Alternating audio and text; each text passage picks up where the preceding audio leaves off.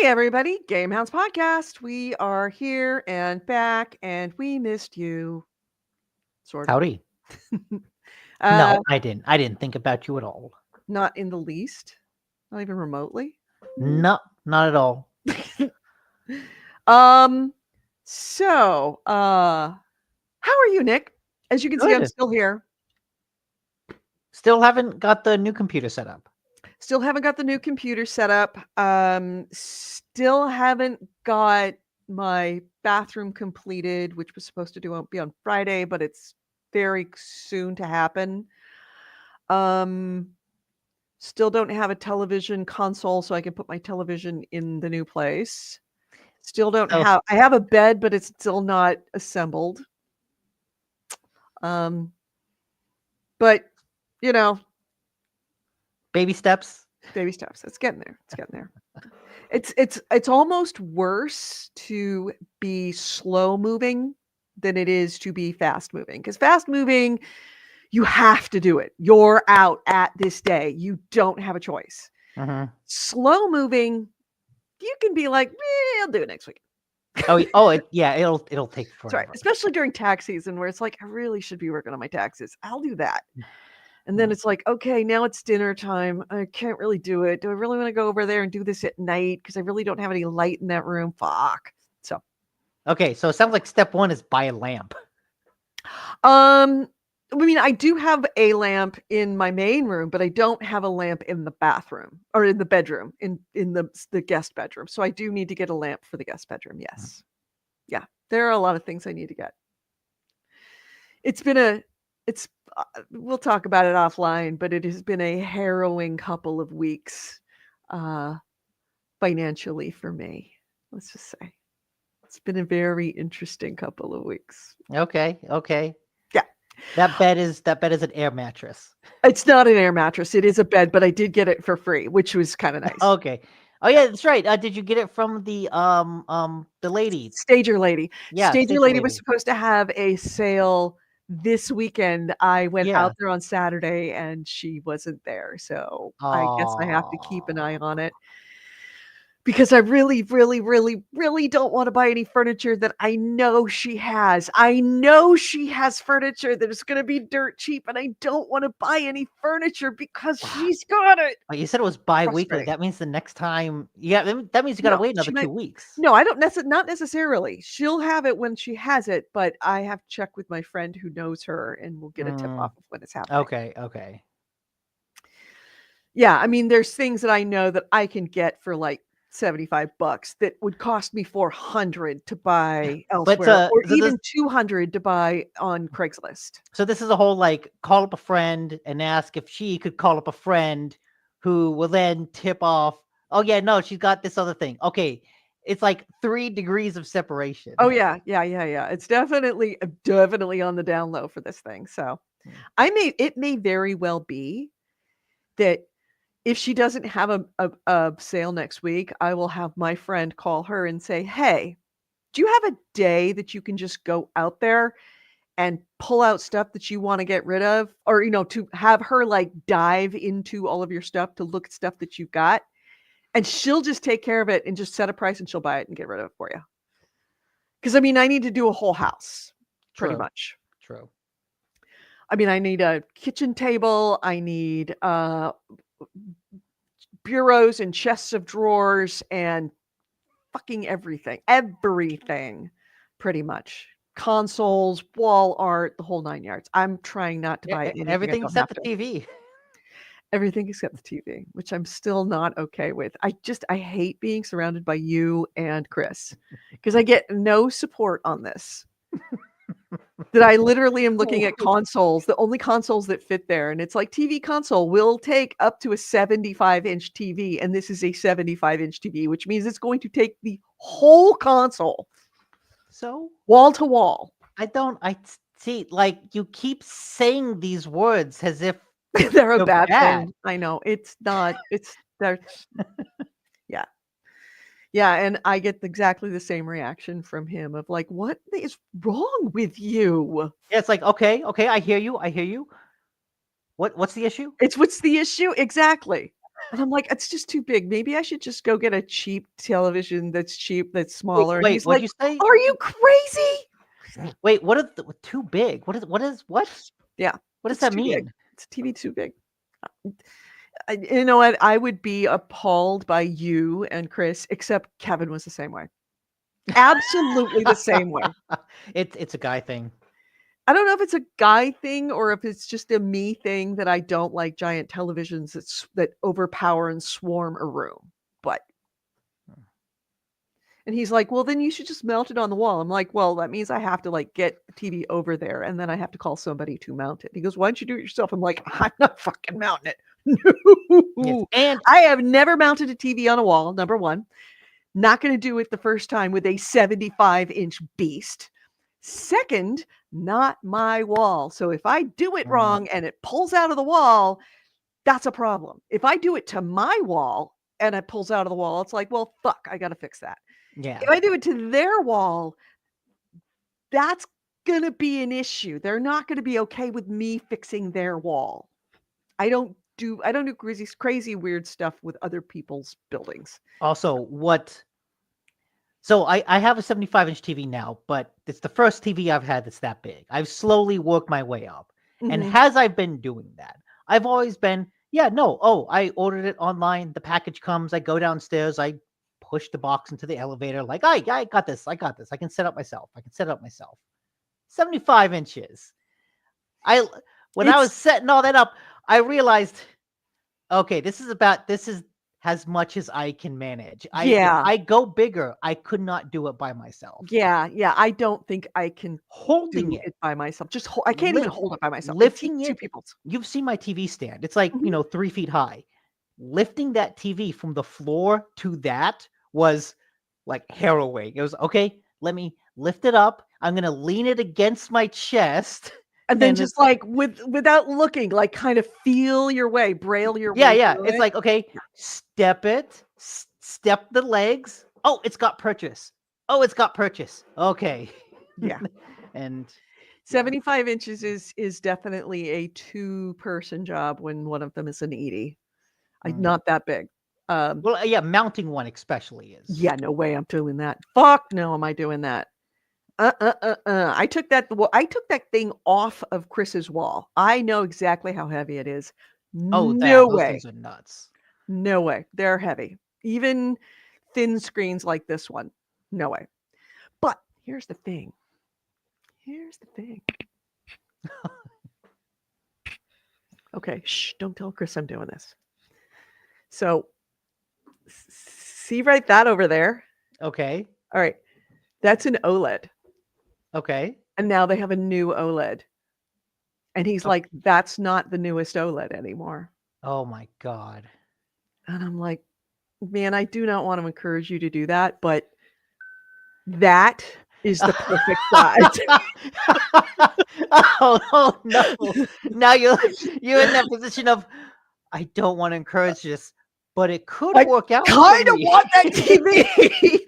That is the perfect TV. That is absolutely perfect. It is like what? A 40-inch maybe? It's not that big. It's Yeah. perfect. It's not an entire wall. It's I really like that dilemma of, like, you've got the angel on the shoulder and the devil just right, arguing with each right. other. Exactly, and it's like, "Oh, dude, that is like the no longer top of the line, but was 3 weeks ago OLED." Yeah, see, okay, And that's he that's keeps on beyond looking me. at it going, I don't know, maybe I should. Should I get it? Mm, mm." Don't please don't ask. Please don't ask. Okay, from me, you're really blurry. I don't know if it's that way for chat though. AC Wraith, could you let us know? Like, is Yeah, that just my I'm internet acting up it or may be what? my internet. The internet here has been a little bit weird. It's like when I Mm. try to explain the bad grow like meta progression to players like Oh Nick. yeah, Some that's us people just going. like eating garbage. Yeah, That's us going. It's not too. What do you mean too big? What? yeah. I get no purchase on this one. Yeah, I'm blurry. No. Does not Okay. surprise me. I have been noticing there's a little something weird with Chris's internet lately. Uh But Is it the heat again? The rain has stopped, the clouds have parted, and now the sun is no, beating no, down no, on no. the. We figured out what that was. That was Okay. a bad junction. And I knew that it was a bad junction. But he was like, "Oh, this guy's gonna come out and he's not gonna know what he's doing." He it fixed in like 10 minutes. Um, but no, I don't know what's going on. So we'll see. Okay. So we'll Well, just as have long to as it's kind not of me. work with it. Work with it. She's Um, naked. That's why. Yeah, Twitch is censoring us. no, I'm not. Let's hit the music and then we can jump into the actual show. Keep in mind we cannot go as late as we normally do. So we have Okay. to move it right along. I mean, Because I gotta go to Costco. I mostly have news because I've been playing the same thing. Yeah, I gotta go to Costco. So yeah, there we go. It's a thing that has to happen. So let's start the show. This podcast discusses video games, modern culture, and technology, and these podcasters are big fat potty mouths. If you're younger than 18 or are easily offended, please stop this podcast now. Oh, and your mom says to take out the trash and do your homework.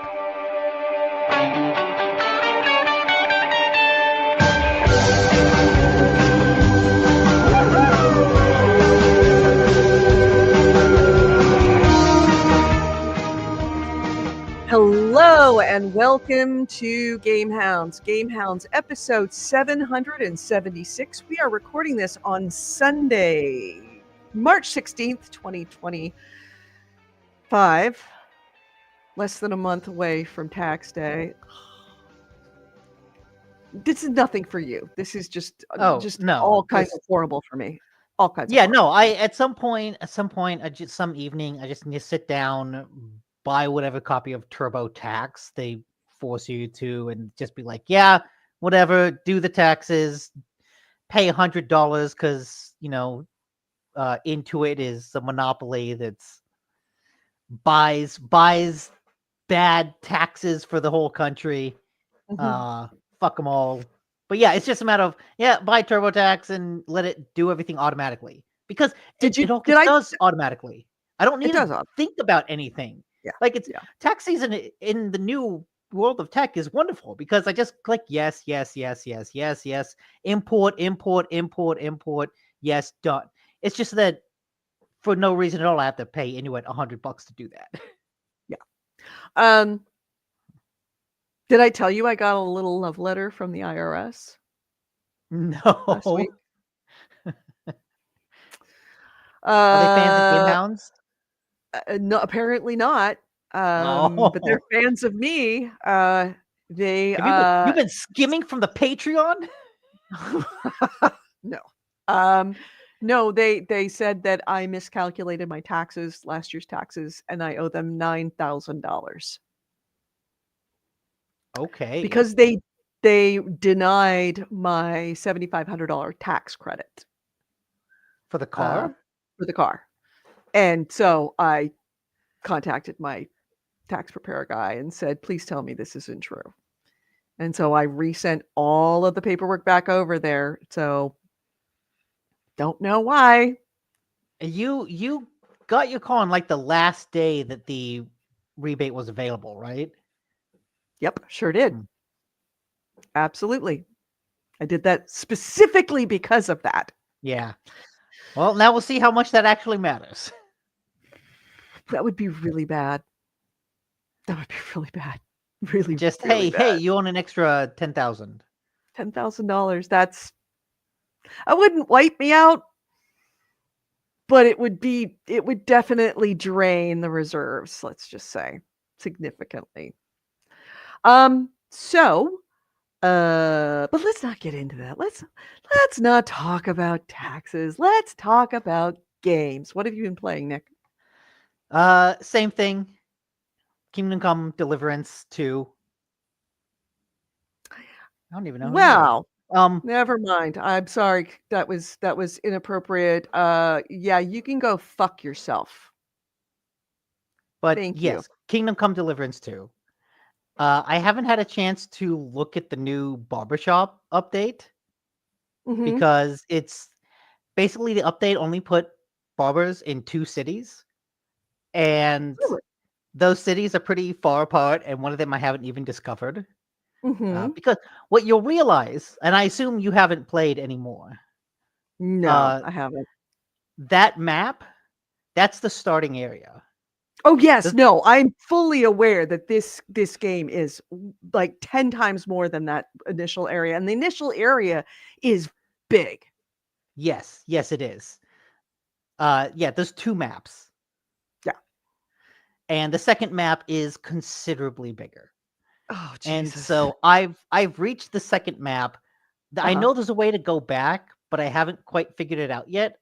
Uh, Mhm. I know I need to like order a patrol or a like a caravan, but I don't know where to do that. So basically, I the have no big idea. update. I think it might be in the capital city, but I haven't gotten to the capital city yet. Okay. What But is the yeah, capital city that you're going to? Gutenberg.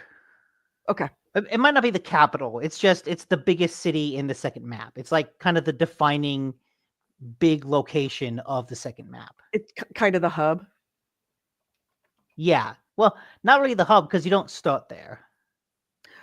No, but it becomes the hub eventually. Just you never actually rarely ever start in the hub. You make a progression until you get to the hub. I guess so. I mean, Yeah. I have seen a considerable amount of the second map, and I still haven't gotten there.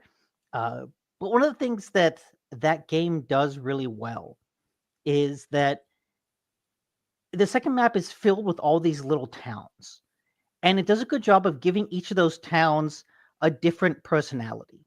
Whether it be, oh, this town is kind of built around a lake, this town has like nothing in it, this town has a blacksmith and a grocer, oh, the apothecary is down there. Like there are different shops in every single town. It's not that every Mhm. town has the same stuff.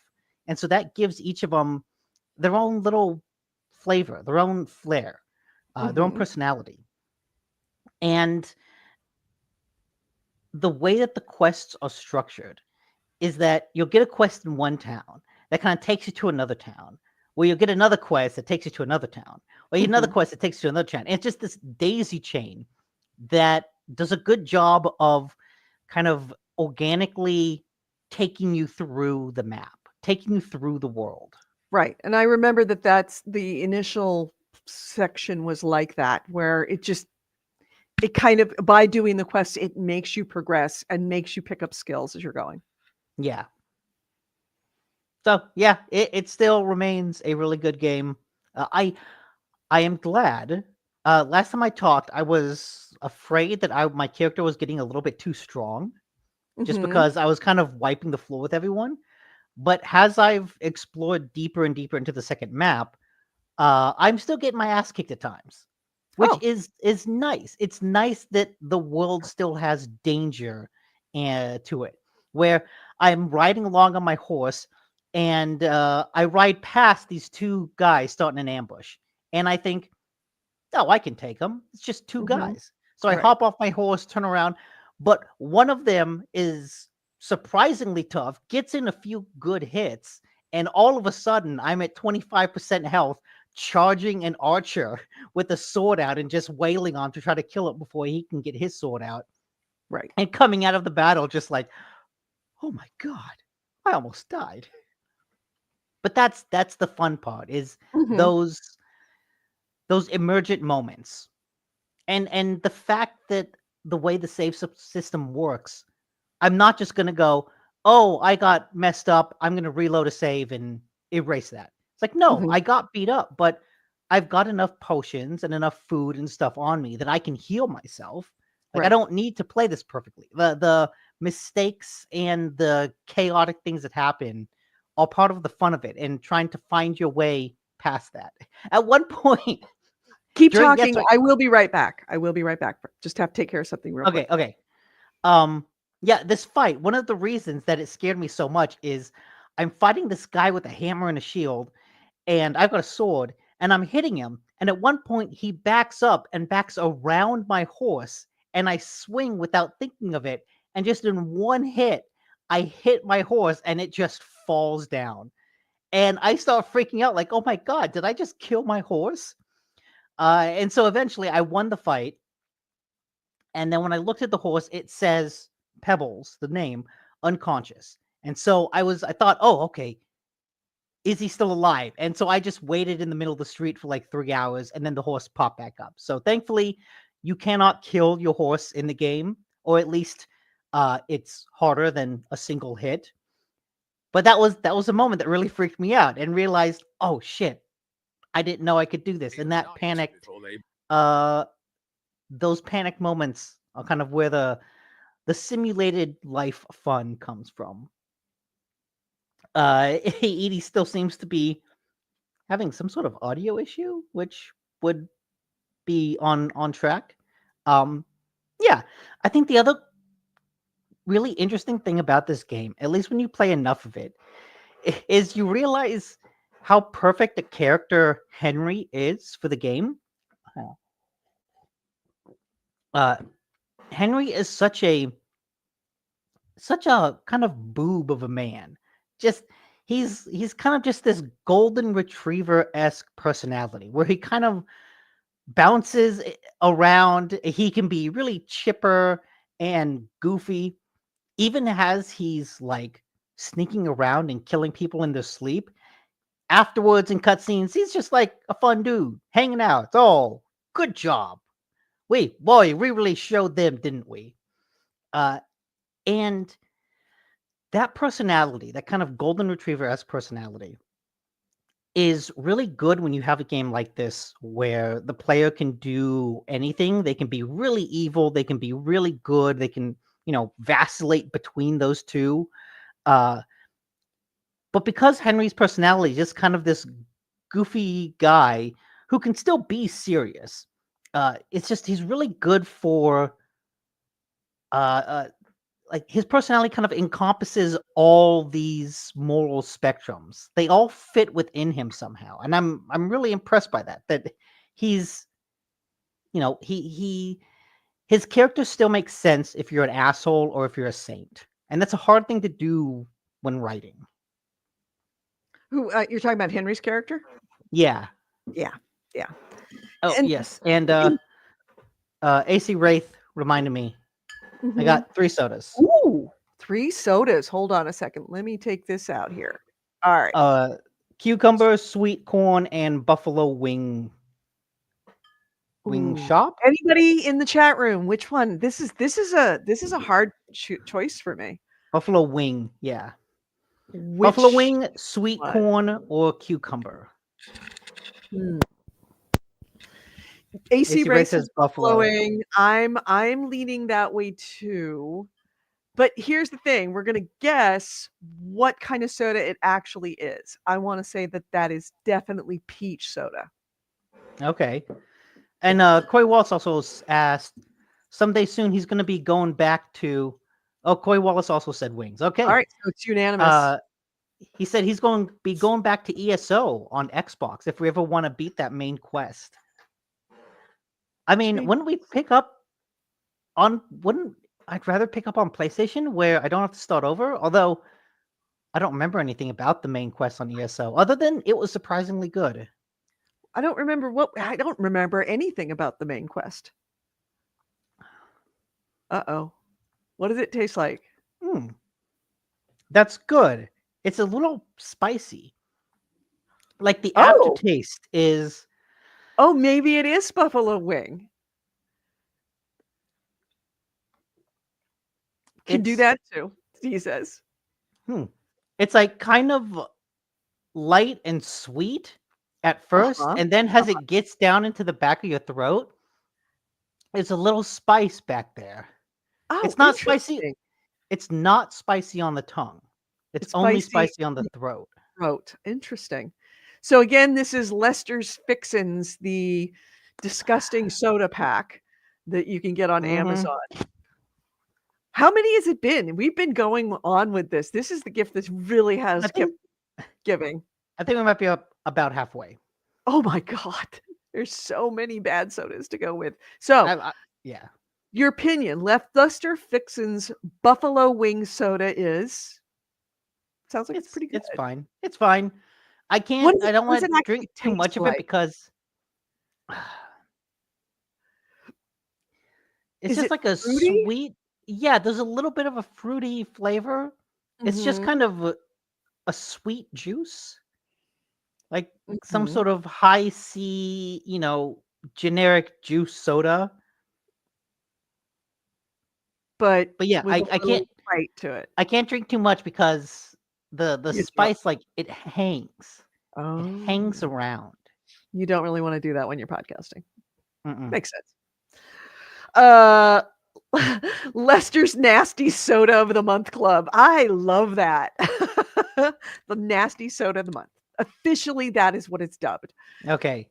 AC Ray says now that Steam is having a spring sale, he finally started playing the Metroidvania Robbie Ribby, which he got on the winter sale. Also, Chris alerted me that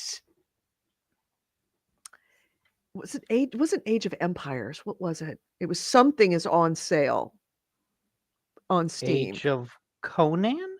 No, it wasn't Age of Conan. It was something else that Is it a it's a strategy game. okay. I mean, Age of Uh, Empires. Oh, Age of Mythology? it wasn't Age of Mythology. It was something else. It's definitely not that. Anyway, not even close. But was like, "Oh, you should go pick that up." I'm like, "Oh, that sounds good." And then of course I loaded Steam and I thought, Crusader Kings. It's been a while. Hmm. Okay, there's So, Age of Wonders 4. I don't even know if it was Age. Oh, You're okay. just yeah, no, Uh, it's not Age of anything. I can't remember what it was. we got Age of Mythology, Age of Wonders, Age of Empires, Age of Water, Dragon Age, Age of Darkness, Age of History, Age of Jesus. Defense, Age of Magic, We Age should of have Advent, Age we of should have Rivals, Age of Age Goblins, Age of Spooky Booky Spooky. Age of Gladiators, Age Oh of my god. Invention, Age of Despair, Age of Warbots, Age of Enlightenment, Age of Space. Okay, most of these are like less than $1 games or like Yeah. $5 games. Age of Ascent, Age of Blocks. Age of Blocks, really? Uh huh. I am texting Chris, although he went to a movie to go see a movie. Do you know what he saw? What he's seeing? He was seeing the one about divers. Was it Breathe Deep or something Oh, like that? Last Breath. Last Breath, that's it. Yeah, that was good. Yeah, he went to go see Last Breath with his dad. He says Dragon Age is the free game of the month on PSN. The original Yeah, Dragon yeah. Age? No, Veilguard. So That that hurts. I now have Veilguard. That's painful. Ugh, such a disappointment. Anyway, uh, yeah, the Hot One style interview with Nick Wen. Oh, we could do that. Yeah, that would be easier to put together than cooking stream for sure. That's definitely true. But at the same time, you'd beat me, probably. I cannot do hot. And hot really wrecks me, really hurts me painfully. Okay. So, like it doesn't go away. It doesn't go away at all. AC Ray says I have $1.75 Steam credit left over and I can't decide whether to spend it on a whole cheap game or two, or else save it for the tax on something bigger later. I'd say save it for the tax because you already have a lot of little cheap games that you haven't played. I mean, You don't need know what another that one. reminds me? I've probably got so many Steam cards. I should just try to sell all those and get like, I don't know, you can get 10 cents for them. Do people still care about Steam cards? I don't think so. Did anybody ever? I mean, they were like I a never big did. thing. They were a big thing way back when they first came up. Yeah, I mean, it never made a difference to me. I just saw this as like, virtual stuff that was making you buy stuff. Yeah, you're asking the wrong person. I saw through it day one. I'm like, I don't care about these cards. I really, really don't. So anyway, Kingdom Come Deliverance, still fantastic, still love it, still want to play more of it, want to be playing it right now, right? Yes. Although, I I did buy a game today called Wanderstop, which is like the cozy tea house management game from the maker of the Stanley Parable. Mhm. Um, and I remember we saw a trailer for it during some of one of those showcases, and it looked neat. It got a lot of good reviews, so I downloaded it because it sounds good, and I wanted something to kind of. I knew that Kingdom Come would take over my life, and that's Oh, yeah. why a couple months ago I pre-ordered a bunch of different games. One of which was the new Assassin's Creed, which is coming out next week, Mhm. because I knew, okay, if I pre-order it, then I Then have you'll it when it have comes it. out. I then I'll play it instead of just no, I'll wait for it to go on sale. No, I'll play it later. I'll play it Yeah. later. I'll play it later. It's like, oh no, Yeah. this time I'm forcing myself to like not play the same game for 6 months straight. Mhm. So, Pretty much. Wanderstop. Tell me about Wanderstop. It looks Oh, I interesting. haven't actually played it yet. I just Oh. downloaded it. Oh, okay. All right. Well, Yeah. then that doesn't really do us much good. Um, is that it? Yeah. Yeah. Yeah, only thing I did is I went back to Crusader Kings 3, mostly because I looked it's like, "Oh, man, I miss Crusader Kings 3." And I realized I don't remember how to play it. Oh no. It's like I remember being really good at it. And then it's like, I don't even remember anything. So, of course, I downloaded it, which took a while. And then I had to download all the mods because now there's a whole bunch, Mm, all the old mods don't work anymore. So I had to download all the mods and set it all up properly so it will work right. Then I launched into the tutorial. It's like, oh yeah. And I'm at that stage where it's like, I remember when I first started playing this game and I thought to myself, oh, this is such a boring game. Like nothing moves.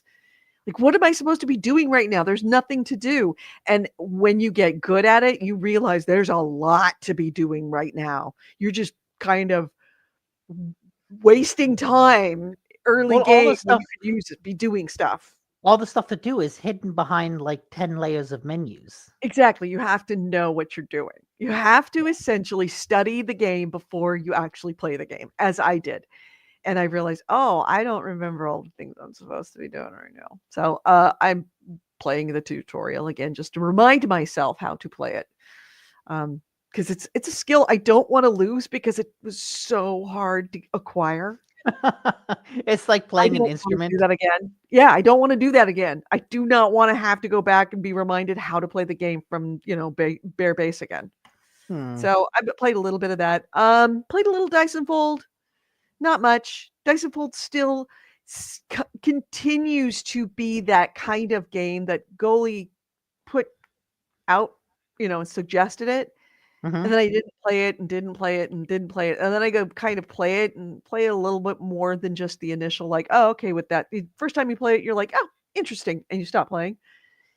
Second time you play it a little bit longer, and all of a sudden you go, "Oh, this is a game that takes a couple minutes to learn and a long time to get good at, to master."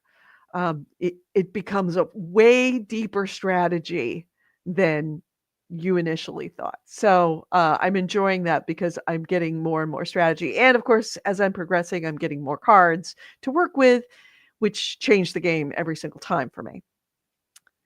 So yeah, I'm enjoying that still. That's all I got. Oh, except for you have got, well, Nick has seen it.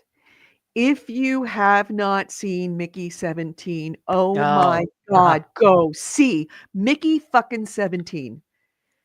That movie should have been released at the end of the year because it is that good.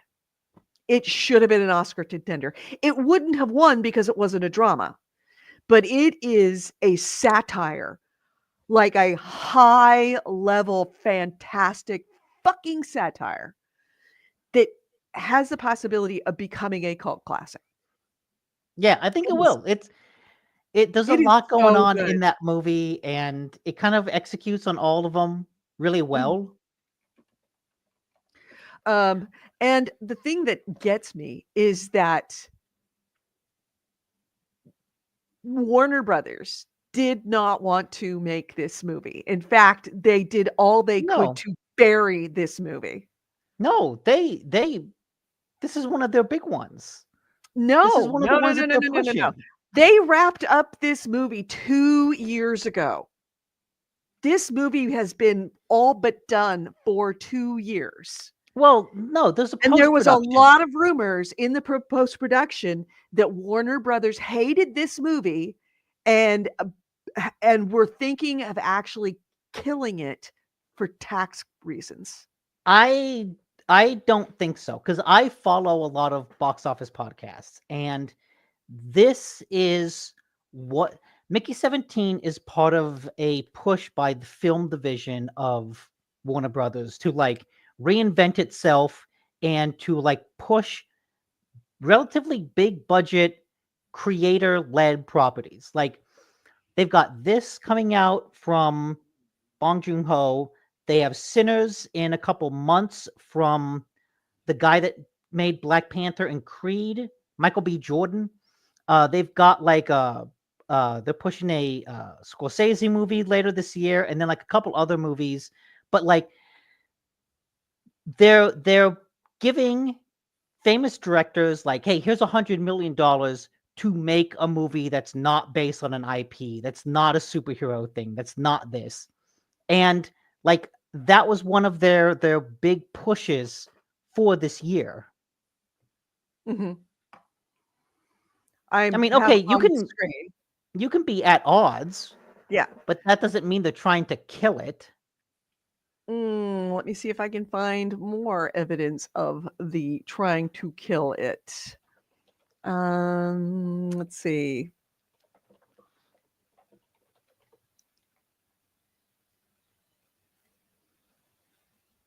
Come on. There we go. Let's see. Bong Joon-ho's. Let me put it in here so you can see it. Mickey 17 is being pushed back on the release slate again. This time, the studio believes it's moving to a more competitive slot on the 2025 calendar. It was supposed to open January 31st, but it'll now open April 18th with an IMAX release. They shifted the release date of New Line Cinema. Anyway, yeah. There were rumors that they didn't like this movie. They didn't want this movie. And because they had made an agreement with Bong Joon-ho, Mm-hmm. that he was able to use his power to make them release it. And Okay. that's why they kept bouncing it around the schedule and moving it around, because they just wanted to put it in a dead zone somewhere and make it go away. The thing is, it is so freaking good. It is so goddamn good. It is good, but also like April this last week, that's a better release point than January. Yeah. Like moving it from January makes sense because January is like generally considered not a good month to release new movies unless you're like a kind of goofy horror movie. Mm-hmm. It's kind of a dead time for movies. Yeah. But yeah, it's a really fun, it is a thoughtful takedown of American society that only someone not in America could make that kind of satire, because it's somebody looking in, but it does it in such a way you're not offended that it's somebody poking at America, because it's so good. It's nails, absolutely nails it in a way that, given what is happening to the arts right now, is almost brave, because this is the kind, I mean, it definitely takes a big bite out of certain political people specifically, and it does it's interesting, let's just say, but it is so funny. It is so good. It asks so many interesting questions. It's such a great movie. Go see it. Go see it. Go see it. yes. So yes, I Very saw good. that yesterday and I was so glad I did. All right. So anything else you have before we hit the news? No, nothing that I've been playing. Yeah, me either. All right, then let's hit the Yeah. news.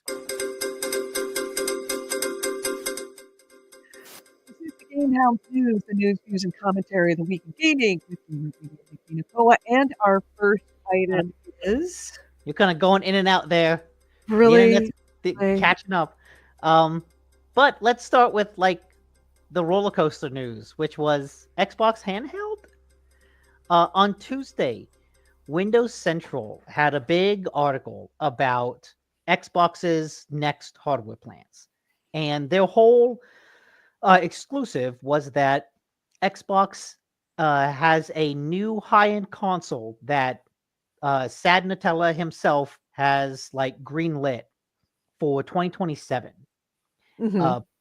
But they also had some kind of handheld set to be released this year. Mhm.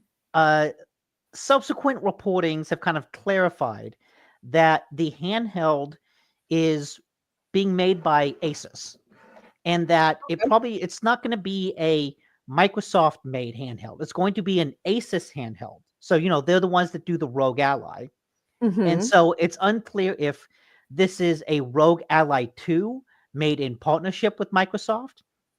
Is it like an Asus Ally Xbox? Is it like a closer branding of those? But it's definitely Xbox is working closely with Asus to build a handheld. They're working on the operating system to make it much more conducive to Xbox games. But it's important to note that this will be a PC. This is not going to be an Xbox. And so what that means is the console only games will not be playable on this. This is a PC. But Right. that also means that as a PC, you would be able to load Steam and Epic Games Store and GOG and all those other ones onto it. I could Um, even arguably like buy it as a business expense and just make it my work computer. My work computer. you could. It'd be easier to take back and forth than around. Mhm. Very, very handy to be able to just pull up my, Microsoft Word right there. Then Yeah.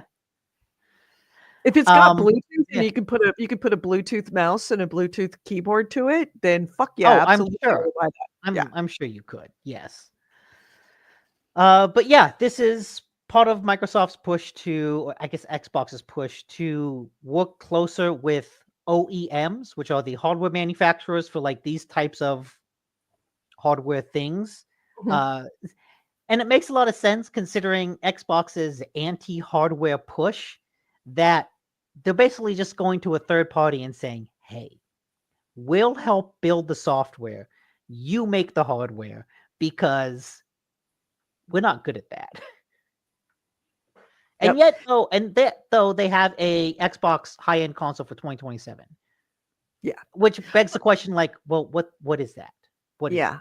it? Corey Wallace does point out, he goes, I hope it's a better handheld than the past two beside the Switch. The Vita and the Wii U were atrocious. Yeah, because here's the difference that I see, and here's what Also, I thought makes people liked the this Vita. handheld very, very attractive to me is that it's a PC. It's essentially a handheld PC, which makes it incredibly versatile and incredibly useful in ways other than playing games. It's optimized for playing games, but it's really useful in other ways as well. I mean, the thought that I could have a Zoom meeting on my Xbox handheld is pretty sexy. Hmm. That Also, I think I could have it's less than a laptop. Certainly less than a laptop. But it's yeah. more than my phone. Like this is really hard to do work on, but that might be actually a little bit easier to do actual work on. It depends on how it works with peripherals and stuff. Right. And the fact that I can just like grab it and it's all right there as opposed to pulling out my iPad, which, I mean, you could do work on an iPad, but you kind of can't. It's really It not conducive to that. you, It's you really gotta set everything conducive. up for that. Yeah. Yeah. You got to set Um, much. but yeah, I think like looking at your list, Corey, I think there's a split in like handhelds, right? You've got pre-switch and you've got post-switch. Hi, goalie. Hi, Gully. How are you? Feel like Yeah. coming on? Feel like visiting? Anyway, you were saying. Okay. There's pre-switch and post-switch, right? Right. And post-switch, we've kind of had this run of much better received handheld devices, right? Yeah. It's Yeah. not the Vita, it's not the Wii U, it's the Rogue Ally, it's the Steam Deck, it's the Odin that I have, all the various emulators. Like the handheld market kind of matured, and I think Microsoft kind of has the right idea in that. What is this? Sorry. Did I hook you with a spoon, please? I don't remember. I don't get that. Don't you remember every time we play that game, Gully would find a propane tank, which makes you walk real slow, and he'd like follow behind us going, I'm Oh, coming, I'm coming. It's like, Gully, drop the tank. No, I got this. I got it. that's right. Oh, some good nights. Good nights, him carrying around a propane tank and us screaming at him. Just giving up and hitting that tank. Just put a little hole in it. We wanted to, believe me, but he was protecting that tank with his life. Anyway, you were saying, sorry, sidetrack. I forget what I was saying. Something about Something about handheld. something handheld. Yeah, something. Oh, we were talking Oh, about yeah, the pre and post switch handhelds. well, yeah, well, like no Xbox's hardware plans.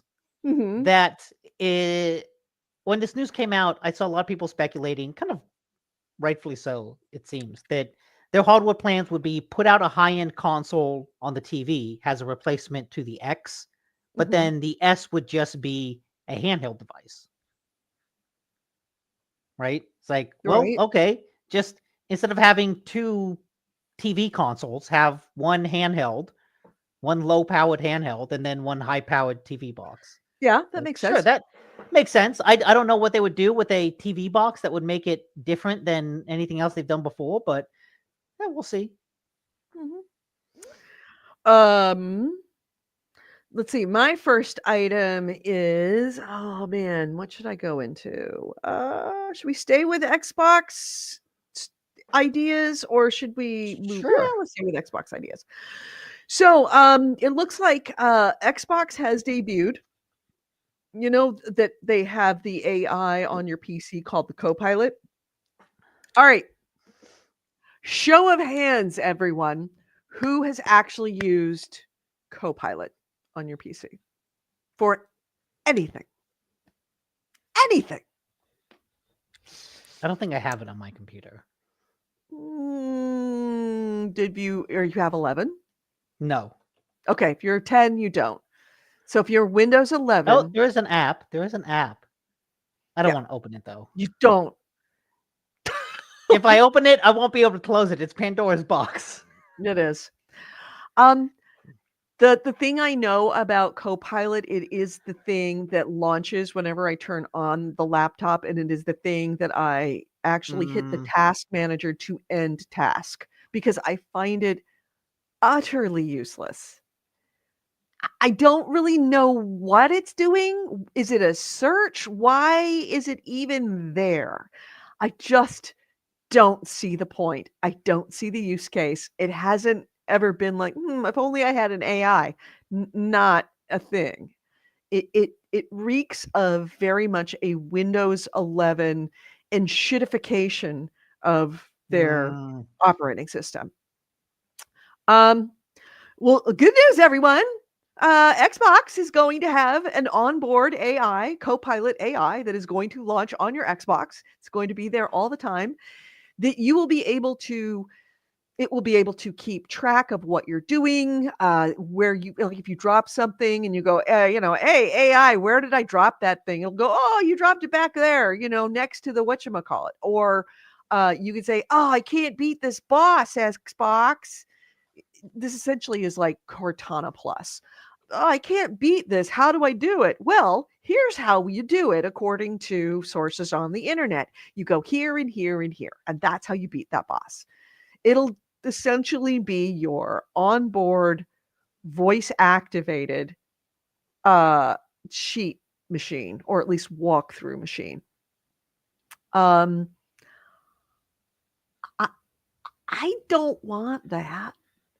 I don't want it listening to me. I don't want to be training it.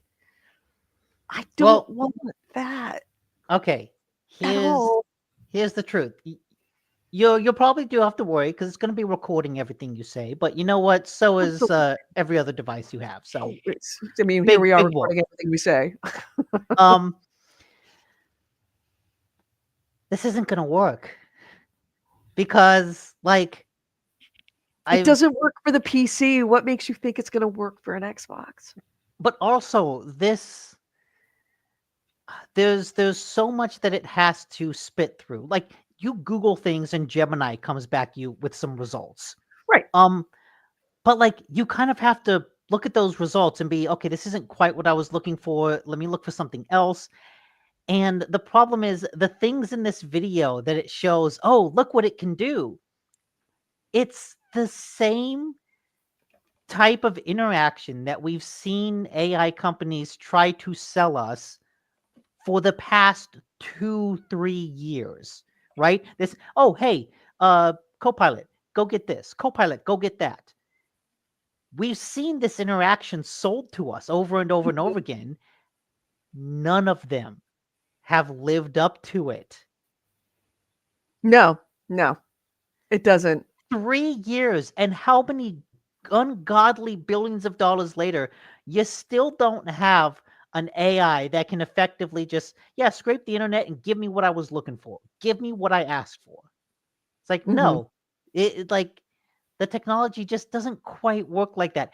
Also, if it was just like Google, if it was just ChatGPT searching the web, then it might work. But the way they show it is, you know, oh, hey, I have a hard time playing this Overwatch character. Give me some tips. It's like, well, it's not going to be watching your gameplay and giving you thoughtful tips on that. It's just going to search the internet and find a spam site that says there are 10 tips for playing Overwatch, and it's going to regurgitate those. It's not going to give you like the quality information you need because that's not what's on the internet. That's not the stuff Right. that gets the Google search results. Yeah. And God forbid if you're like if you ask it a vague question like oh, how do I get through this door? It doesn't know that. It doesn't know what door you're talking about. Mhm. Yeah, and it here's my issue with it. This do you remember Clippy? Oh yes, I remember Clippy.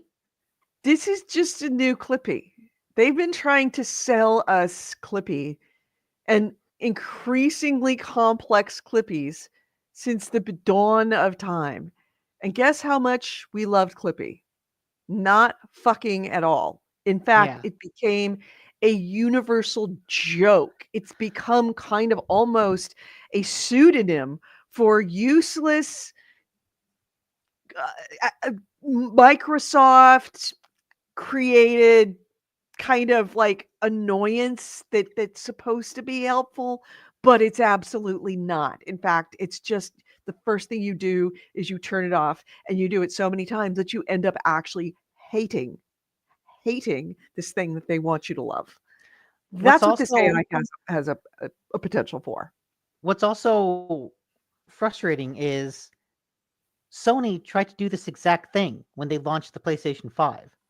It Mhm, wasn't with AI, but they have a whole system in the PS5 mhm, for like help videos. right. One of the things that they showed off, well, like Astrobot has a bunch of these because it's a Sony first party game.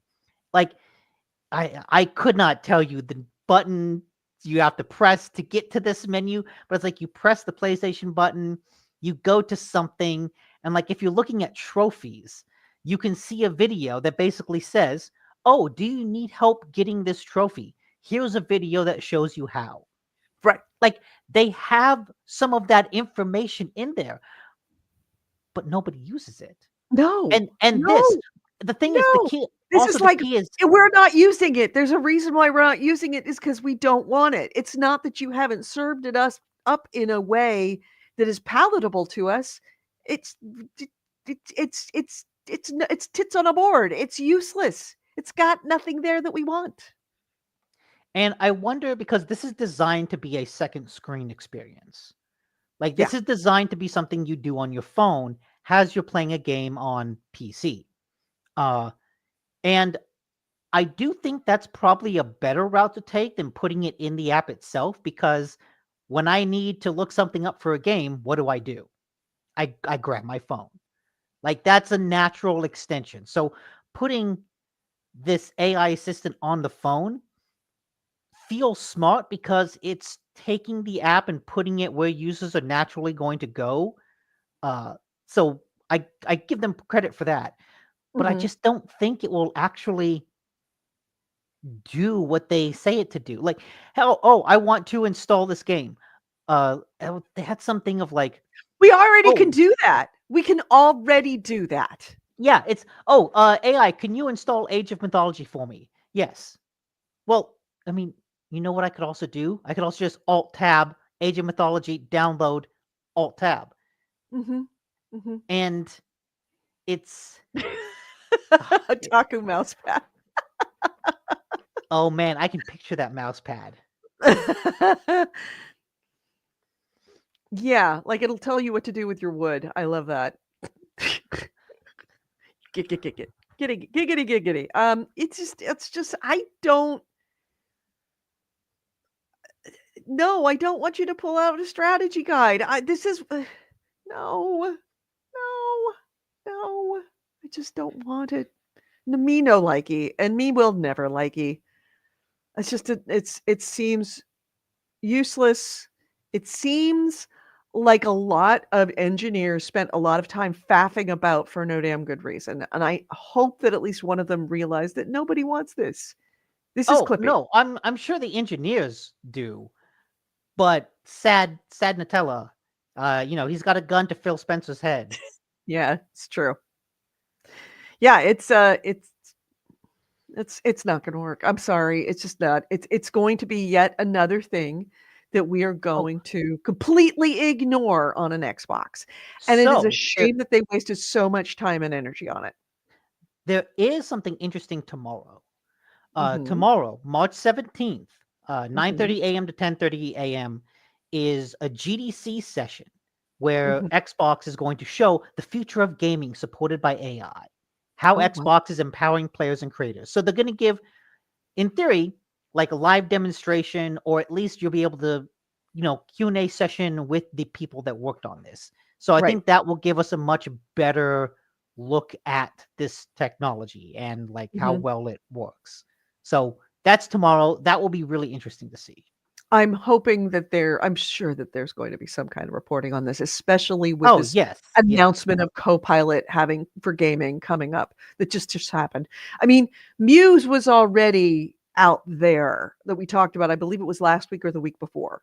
Yeah. Now they've got this Copilot for gaming AI I thing. I mean, I I will give it to them.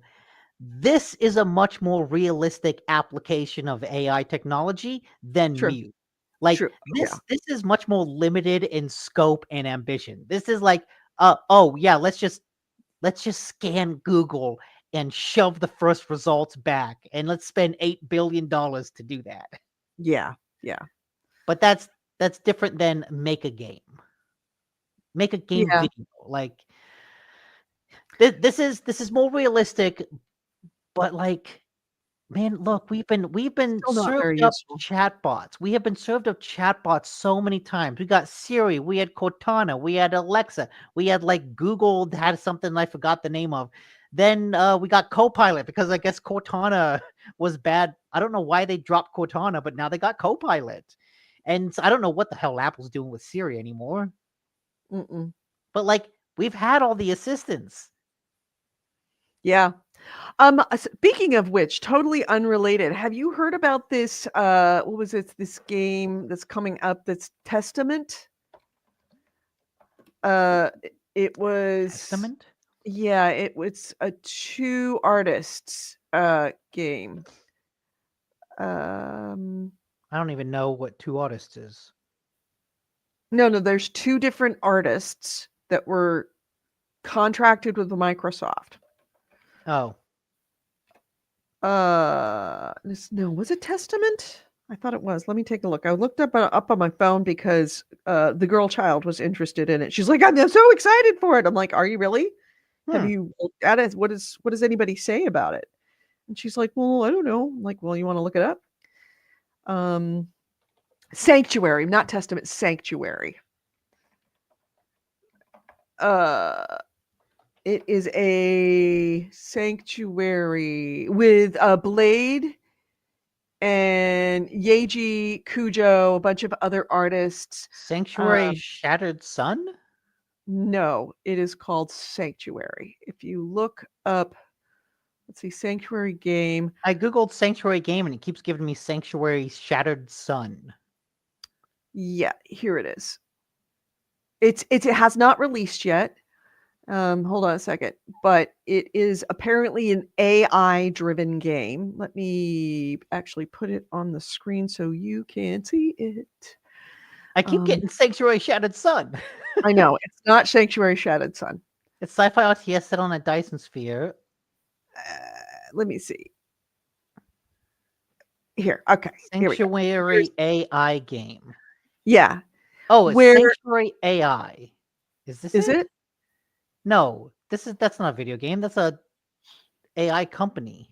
No, it's a game Okay, with Cheer James God, Ferraro, Blady. What? Yeah, it's supposed to be an interactive art experience. Okay, so it's not a Game. game. It's a game, but it's an interactive art experience poem, like essentially playing a game within a poem.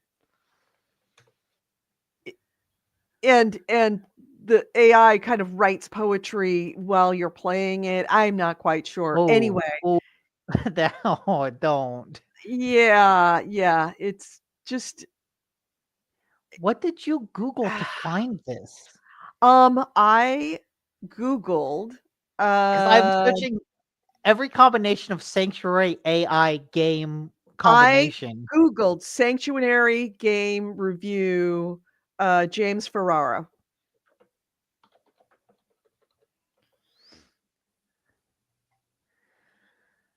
Oh, this is Blady X Yep, Games that's it. Ferraro? That's it right there. Lady X James Ferrara. Right. In fact, Oh, if I but will there's a video on Microsoft's YouTube channel. because But Microsoft is that's it. That's like the only coverage of this game on the internet. yes. Only coverage of Yes. this thing. No, that's not true. There's another one. So hold a second.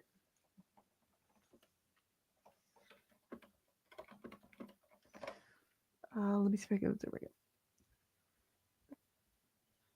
Here is more of it that I am seeing on YouTube.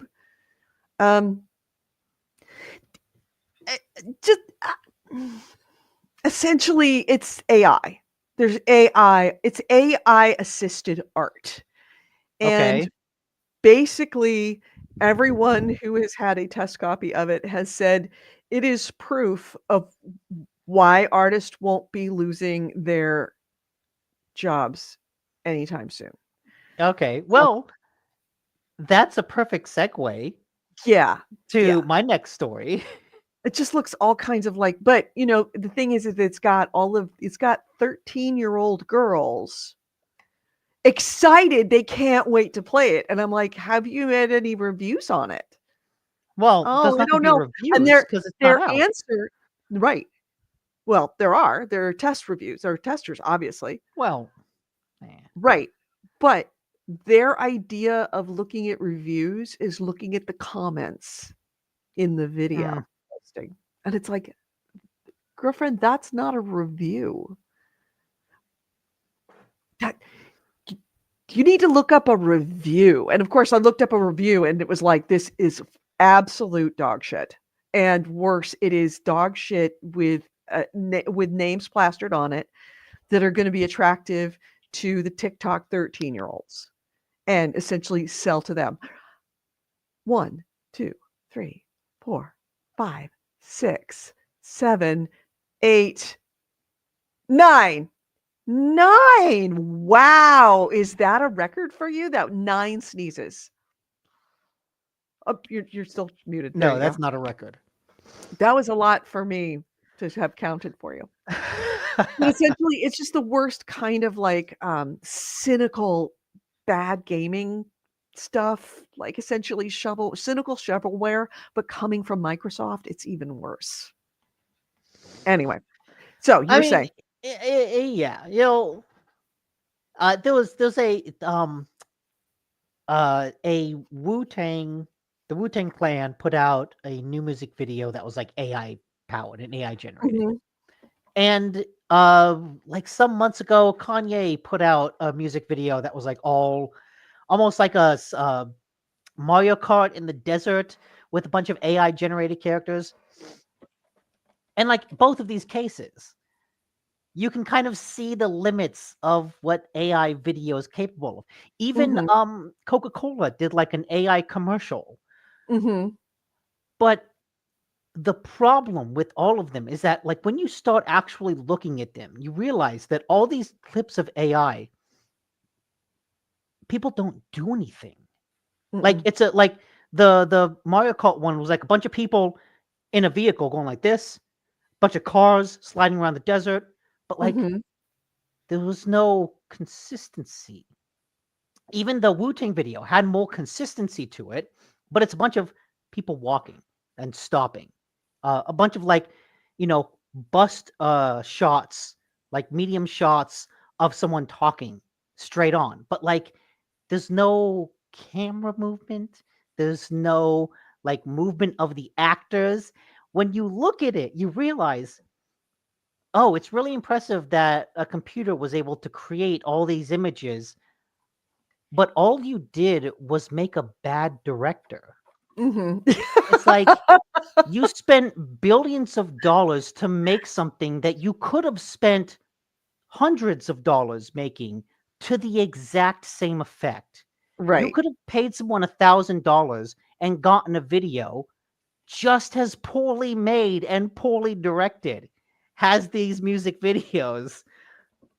I'm So like trying to what find the Kanye what West Super Bowl ad. Super Bowl ad? No, it It was a was a music Super Bowl ad. video. It's a No, music video. no, well, I mean, it's this. Yeah, it's a music video. Look up like Kanye music video. I did, AI and I'm music finding video. it. I did. Kanye West AI music video. It was like Bomb. Yeah, it's Bomb. That's the name of the Bomb. video. Yeah, I'm not finding it. Oh, there it is. Is this it? Northwest, Chicago West, and Juno Miles bomb? Oh yeah, Miles? Yes. Is that it? Oh, yeah, that Yeah, is it. that's the All right. one. All right. Okay. Found it. Anyway, so sorry that Cool. was a big Yeah. distraction to be looking for that. I mean, yeah, I guess you could watch this and look at it. It's a little hard to see because it's kind of choppy, but Oh, that's a shame. it's a bunch of the same type of clips over and over and over and over. And like the first 10 seconds, you watch it and you go, "Oh, this is really neat. Like what's going to happen?" And then you keep watching and a minute later you realize nothing happened. Yeah. It's just clips of cars driving. And then 2 minutes later and 3 minutes later you realize nothing happened in this entire video. It's just Yeah. clips of And things. and and the vehicles have all changed. They're all changing. Every time you look at them, it's a different vehicle. Yeah. It's yes, AC Wraith. AI Wraith. Oh AI god. Ray. Oh god. AC Wraith gets it right. It's just a fancy visualizer. Yeah. Yeah. But so all of this is just a preamble to the gaming related news, Mhm. which is that there was an internal Sony video that leaked of an AI controlled Aloy from the Horizon games. Mhm. And this is like a prototype of what everyone says, oh, maybe you could, like, what if an RPG had characters driven by AI so that you could just keep talking to them? Mhm. And watching this video, you realize why that's not a good idea. Mhm. Because people asked her, where exactly how you've been. Yeah, the person running the tech demo asks, how is Aloy doing? How are you doing? And she says, hello, I'm managing all right, just dealing with a sore throat. How have you been? Sony has been caught experimenting with AI. Did you hear that? Oh, sorry. Yeah, I did. Oh, I'm sorry. Yeah, I'm trying to find the and video, and of course, it's you won't, because Sony's gone to great lengths to take it down. Oh, But in really? another one, someone asks her, "How is the search for your mother going?" And she Oh says, yeah, look at this. I discovered I'm a clone of Dr. Elizabeth Sobek, which led me to understand my purpose and origins." Mhm. And it's like, oh, I found out I was a clone, and that led me to understand my purpose and origins. That's not good writing. That's not Mm-mm. good dialogue. Congratulations, your internal test showed, oh yeah, you can do this, and you get bad writing. You Right. could pay an intern to give you writing this good and save, millions of dollars. If Right. this is your goal, you can It's do not. it way That's the cheaper. thing. It's not their goal. This is bad AI, and I think that's what No, but I don't think it certainly is. the next 5 or 6 years is going But to it's be. It's a not. lot of bad AI. But that's the thing. It's not bad AI. This is AI. This is what it can do. This isn't bad AI. You don't think that the AI can get better at what it's doing? We've been hearing it'll get better for how many years? It's hard. I mean, we're at the stage now of accelerating, where it's absolutely accelerating, where we've gone from. I mean, Or is it ChatGPT was accelerating? not a thing 5 years ago. Mm, Well, they were working on it, but they hadn't released it. They hadn't released it. They were working on it, and all of a sudden it came out. And if you look at what ChatGPT is doing now compared to what it was doing 5 years ago, it's night and day. There is an acceleration factor that is involved with this. And So I do you really think that it will continue accelerating in that quality and complexity and capability? Because I what we've seen is that it doesn't. I They've think hit the so. limit.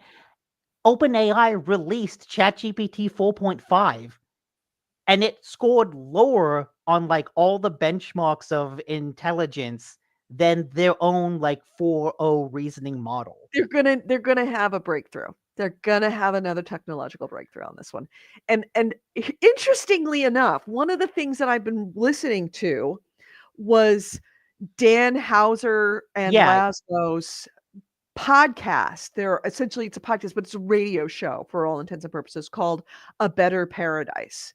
Mhm. And the premise of it is that this company wanted to create this AI controlled universe that when people would go into it, I'm assuming it was VR or something, but when they would go into it and when they would be there, that it would would give you because it knew you and understood you after a certain period of time, it would be in your head, psychoanalyze you in a way that like advertising bots do. Find your greatest weaknesses, find your greatest fears, and instead of selling to you, it would actually help mold you to be a better person, a more compassionate person, a smarter person, whatever. That it would actually improve you in ways that you wouldn't be able to improve yourself because you didn't have the perspective to be, or wouldn't even know how to do it. But you would essentially go into this world, absolutely love it. You would get nothing but good, warm feelings from being there. And when you came out of this experience, you would be a better person. Okay. And the whole thing, and I think it's like 12 episodes, and it's essentially a, you know, retelling of what happened in the past and and connecting it to what's happening now after the world was destroyed because they built this AI that was hard to make, and then they created it, and then it wants to be good. It wants to be loved because its fathers it wants to love its parents, the two guys that made it. But it can't because they abandoned him, and essentially what they did is they realized, "We've created a monster, let's turn it off," and it wouldn't turn off. And so it started creating its own AIs, its own children, who are even worse than what it is. So I mean, I know this is an allegory. It's actually it's a Yeah, really that's a good interesting show. story. It's a great story. I think that it could be better. I don't know if the way it's told is good. It takes a long time before you start getting into it, but when you get into it, it's an absolute barn burner. That being said, I think that the next big breakthrough step in AI, and it's going to be a breakthrough step, is going to be a combination of humans working with the AI itself to be able to apply themselves to this problem of how to make it better. And I think at a certain point, the AI will get good enough to be able to do that. That's the difference. Is I don't think it will. I think it will. I think we've hit the limits. We hit the We've limits of what we've we have now. no, I mean like I we've I am trained it as harkening much as back we to can. right, but that's what we have now. This is essentially the equivalent of sticks and rocks when it comes to AI, I think. But see, the thing is, if you go jump ahead 10 years, all the information we have that we could use to train an AI 10 years into the future is going to be made by AIs today, which is going to be worse quality information. So instead of build, it's going to be like a bell curve, right? It gets built up and then it hits a peak, and all of a sudden, then it's training on itself, and Well, then you're the talking quality goes about down. just training the AI, and I'm Yeah, not talking about training the AI. I'm talking about a but that's how you better teach it. AI. In the same way that 30 years ago, it's like computers will never be able you will not be able to have everything that's ever been known in the history of Okay, man held in your hand. you're talking about No, the reasoning that models. back then, the technology wasn't there. It was not there. Now, because of breakthroughs in chip design, it is. It So was, and it will get smaller and smaller and smaller and smaller until it's implants, and I thoroughly believe that that's coming. okay, so you're saying that the reasoning models interpreting the information in the LLM is the thing that's going to improve. I think yes, I think that the actual the actual code of the AI will get better. Not what it's learning on, but the actual coding of the AI will get better, I and it mean, will it improve. And you as it hope so. improves, it will start It's to interpret information more like a human because that's what the mhm. problem is. It's not interpreting information like a human being, but as the Well, AI yes. itself is improved, it will start more and more interpreting it like a human. So the garbage in right now it's information in and it's garbage out because it's being in garbageificated by the AI. As the AI itself gets better and thinks more like human beings, that will stop. And it will what starts coming out will be less garbage and more human. I do think that there is going to be I think that there will be an eventual replacement of a lot of the world by AI. I think that there Mm, are a number of companies that are trying to make it happen far faster than it should. And I think that that is yes. leading to greater fear and greater dismissal that it will ever happen. Well, Because what you're getting now, because you're getting you're seeing what you're getting now, and it's like, there's no way it's ever going to replace a human being. It's like, really? Not with what we've got now. Give it time. well, okay. That assumes it gets better. I don't think it will get better for any number of reasons that are beyond the scope of the video game industry. Mhm. But the point is that Sony has this video that they used now. And when you watch it, you realize this kind of sucks. Yeah. And it it's will. not It's gonna suck a for a long selling time. point. No. But also Because they're it's trying not to just push it but too it's fast. not They're but it's trying to not push it too just much too fast. but it's not just the dialogue is bad. When you actually realize what it would mean for a game, you're playing Kingdom Come, Mhm. and you go up to a character, Bill the Barber, Mhm. and you ask him how's it going, and he tells you, "Oh, I've had a sore throat." Okay, and you ask him, "Well, what else is going on?" And he's like, "Oh, nothing big." And you kind of keep asking him because wait, does this guy? Or you don't know, does this guy have a quest for me? Mhm. Is this guy going to give me anything?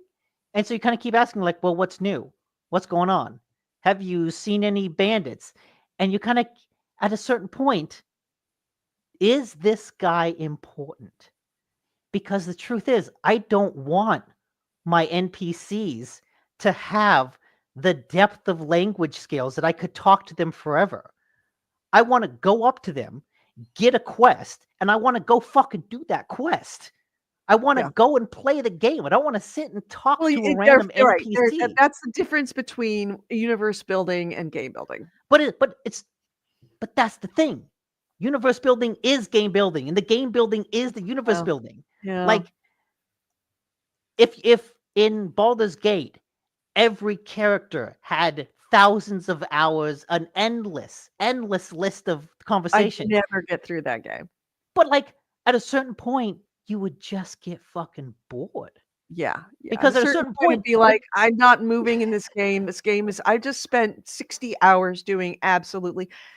Look at what happened when they launched. What was the AI or the procedurally generated universe? No Man's Sky. That's what happened with No Man's Sky. We were like, this is gonna be great. This is gonna be awesome. And 60 hours in, you're like, this is fucking boring. I hate this. I still liked early No Man's Sky.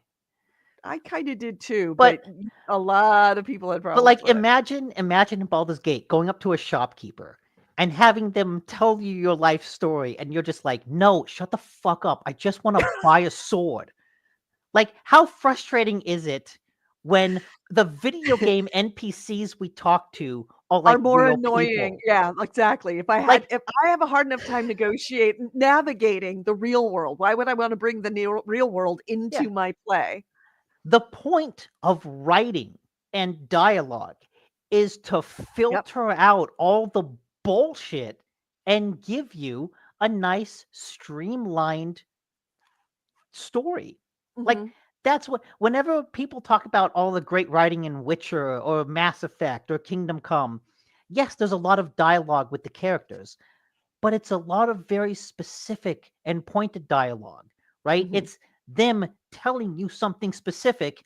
It's like it's filtered. It's I'm going to explain what's going on, a conflict, how you can help me, and that conflict is going to relate somehow thematically to the larger issues going on in the game. And we're going to give you all that in 3 paragraphs because we want you to get on with the game. That's the skill. It's taking all that information, filtering it into the most concise and condensed form that still feels like natural dialogue, Mhm. and then gets you on your way. And the point is that it gets you on your way. If the character never shuts up and I never get to go on my way, then I'm never playing your game. Mhm. Yeah. But Remap Radio, Patrick Klepper on that podcast had a really interesting point when he was looking at this video. Because he's saying, okay, Horizon Zero Dawn, those games, they're big open world games, right? And they're the kind of classic open world games where you get a lot of quests and like you go off and do this. You got main quests, you got sub quests, and you've got all these things. Do you remember way back when Skyrim first came out? Do you remember the infinite quests in Skyrim? The infinite quests. I don't. Skyrim had a system where it would automatically generate you minor quests. And I think they called them tasks or something like that. And so when you looked at your menu, you had a main quest, you had a sub quest, you had like something else, and then you had tasks. And the tasks were procedurally generated. Back when procedurally generated was the big buzzword of the industry. Right. But it was like, oh yeah, go over here and pick up these flowers. Go get these rocks. Go over here and do this. Go do this. But they were all dynamically generated from like conversations you overheard or various things. Just the game would keep generating an infinite amount of quests for you to do. Mm-hmm. But when you think about Skyrim, does anybody ever talk about those quests? No. And what Patrick Klepek was talking about is he sees this has basically a new version of that, where the next Horizon game will have Ashley Birch doing the voice of Aloy and everything like that. You'll have written and dialogue filled by humans main quests, sub-quests, and then you'll have another layer of quests, the AI generated quests, which are just the Skyrim procedurally generated quests, yeah. but with a little bit of extra flair because the AI would generate some context for the quest. But like, that's it. And it'll be procedurally generated and infinite, but it won't be the main quest. It won't be the main story. It'll just be this thing off the side that you can or can't do. But it's like thinking about that of you went to all this work to build a procedurally generated quest that Skyrim did 15 years ago that was so popular no one remembers now. You just created the new version of the thing no one cared about back then. You could say the same thing about Clippy and the new Copilot. You just spent a bunch of money making something you had 25 years ago that everybody fucking hated. You just made the thing that already failed. Exactly. We really hated it the first time. We hated it so much that it became a meme before there was such a thing as memes. Yeah. And so I thought that was a really interesting point of comparison of like, oh, Jesus. This is like the thing from 15 years ago that no one remembers. I completely forgot about that. I completely forgot about that. Yeah. Because they sucked. They sucked. And you're right. It did suck. They were stupid fetch quests. At a certain point, you were like, fuck it. I'm not doing that. Yeah. You did like one or two. You did one or two. And then you're like, yeah, that's dumb. Yeah, I'm just going to do that. And then you ignored them. Yes. All right. Okay. Let's moving right along. Next big item is Bobby Kotick is pulling information or pulling plays out of the I don't think it's wrong to say out of the Donald Trump playbook that he has now sued journalists and news outlets for what essentially they're saying that they knowingly lied about non-existent widespread workplace misconduct at Activision. So here's how this is going down. As you recall, is it here? Do we still? Yep, there it is. This week in the Activision Blizzard shit show is still available right here on GameHounds. How old is this thing? That's got to be like 2 or 3 years old. Maybe it's been longer than that. Yeah, it probably is. So, as you recall, it was a shit show. People killed themselves. There were many reports of workplace violations. There was an investigation by the state of California into workplace practices and fostering essentially a horrifically hostile environment for particularly women, but especially LGBTQ. So there was this investigation that was being done by the California Civil Rights Division, and Activision made it go away. It started in 2021. By 2023, end of 2023, they made it go away because they settled. And the department agreed that Blizzard would settle for a fine for $54 million, which was a drop in the bucket. So as part of the settlement that was signed by both Activision and the California Civil Rights Department, the agreement stated, quote, no court or any independent investigation has substantiated any of the allegations of either the systematic sexual harassment at Activision Blizzard or that the company's executives, quote, ignored, condoned, or tolerated a culture of systemic harassment, retaliation, and discrimination. So essentially, it's a standard thing. You're settling. They had it made sure it was in there that it said that no court or independent investigation has substantiated the allegations, because they stopped the investigation because of the settlement, right? Yeah. Kotick is now using that document as saying that there was no discrimination. I have paperwork that says there was no workplace violations, and the fact that companies Geo Media is the one he's targeting. And they published 2 articles this month, March 11th. One was on Kotaku and one was on Gizmodo. And they mentioned it was about Kotick, and they mentioned the dismissed claims about the widespread workplace misconduct. They didn't mention that it had been dismissed. And because of that, Kotick is suing, because he stopped the investigation before anything was substantiated, make sure that there was language about it, that there was no substantiation, and now he's using that as a club against journalists for mentioning that there was an investigation. Yeah, see, he's going after Geo Media because he knows that they fold easily. Yeah. So Geo Media has been trying to kill Kotaku and has just been such a poorly run shit show for a decade.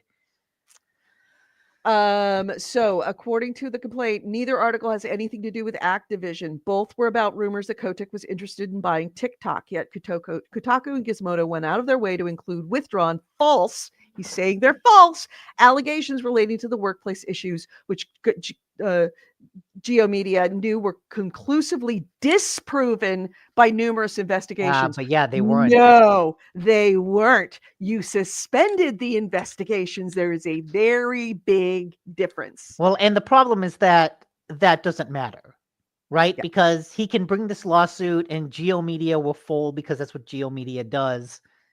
And it doesn't matter if he lied in the lawsuit. Yeah. So bottom line, Bobby Kotick is being Bobby Kotick. And he's still a shitty person. And essentially, like I said, pulling it right out of a playbook of you-know-who, of like, oh, somebody said something nasty about me. I am going to stretch this as far as I possibly can so that I can file a complaint to sue them, so that goes on the books. Because once that's on the books, guess what? That's more proof that the allegations are false. Yeah, Trump which they're not. Trump proved the tactic works. So of course other people will jump to it. Absolutely. So, and that's what makes me mad, is because for as much as he said there was no investigations, found nothing, that's because he got them suspended. There's a lot of fucking anecdotal evidence from a lot of fucking independent sources that says it was. Yeah, settling doesn't mean you right now. There's a lot of people who could literally write books on what happened to them, and if you put them together as anecdotal evidence, it suggests that there may have been some truth to that, but we will never know. This is why I hate it when the government folds. When they did the settlement, I knew that this was a problem. First off, $4 million was not enough to suspend that investigation. But then they were stupid enough. The whole suspension of the investigation. Let that get in. They were stupid enough to let that get in. Yeah, it felt like someone was doing someone a favor when it got settled and suspended. Yeah, we just want to make sure that there's this one bit of language and then we're good. Okay, sure, no problem. And then it comes back to bite everybody. So white is black, blue is gray, dogs are cats, and Bobby Kotick is completely innocent. He's just depraved on account of he's deprived. He got in everyone's good books a couple weeks ago by shit talking John Riccatelli. And then he just kept talking. And we're like, God damn it, that's why everyone hates you. Bobby, You piece of come on, shit. you fuck. We Just- almost liked just- you there for a second. Just quit while you're ahead, man. You had a moment. Just shut the fuck up. Anyway. So Okay, I have more good news. mhm. The first one has to do with Bethesda. Rumors from Nate the Hate, which is kind of a pretty reliable leaker, says that Bethesda is looking to shadow drop the Oblivion remake. This is something I You think. mean the Oblivious remake? No. Do you want to see what you wrote? Did I write Oblivious? Oh yeah. It's an Oblivious remake. I got it. But yeah, I don't know if they've specifically mentioned that they're working on this or if it's just been an ongoing rumor for a really long time. But people have known, yeah, Bethesda's working on a remake of Oblivion. Right. And this leaker suggests that it will come out in April and Mhm. that the announcement of it, like the official announcement of it, and the release date are going to be very, very close. Like they may even be the same day. Right. They might be a shadow drop Yeah. or flash drop. Like, announced the next day it comes out. It's not going to be an announcement and then it's going to be weeks or months. It's going to be announcement and then bam, it's there. Yeah. I would imagine it's probably going to be a shadow drop. It's going to be available now. Yeah. Available So today. if Microsoft or Xbox has any like showcases in April, that's your timing. That's your day. Do we have it? What I don't think we have any.